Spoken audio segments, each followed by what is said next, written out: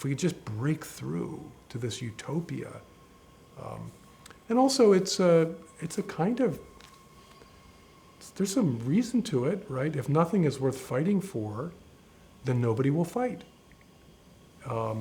If nothing is worth judging others about, then no one will be judged.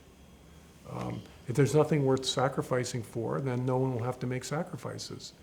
And so there is a kind of gospel here, a gospel of peace, a gospel of self-acceptance, a gospel of not having to make sacrifices.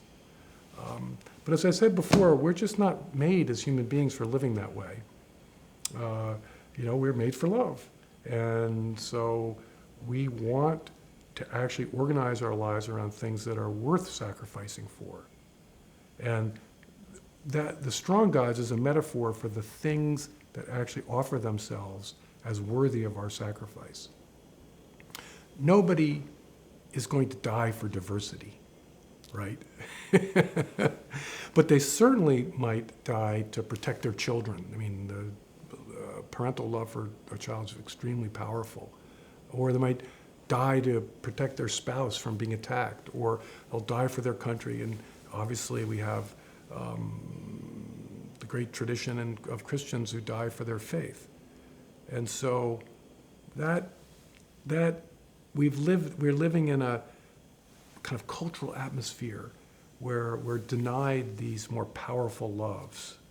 And this is kind of underneath the political debates about immigration policy or economic policy or the Iraq War and all those things. Underneath that is, I think, the seething kind of unease that people have as they're trying to reach, they want to be given things, rallied around things that are worthy of their love. Now, this is a very dangerous situation, and so critics of populism are not mistaken to see this as a very unstable moment.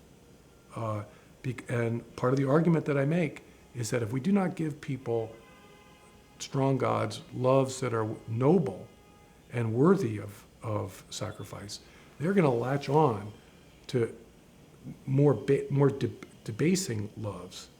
And I see identity politics, for instance, as an example of that.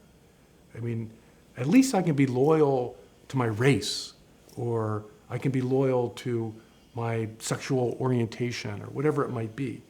And so this does appeal to people's desire to have community, to be loyal, to be in solidarity. But it strikes me as it's kind of rooted in DNA, and that's, to me, the blood and soil kind of solidarity that we need to avoid, not a more noble one based on ideals and the truths that we share.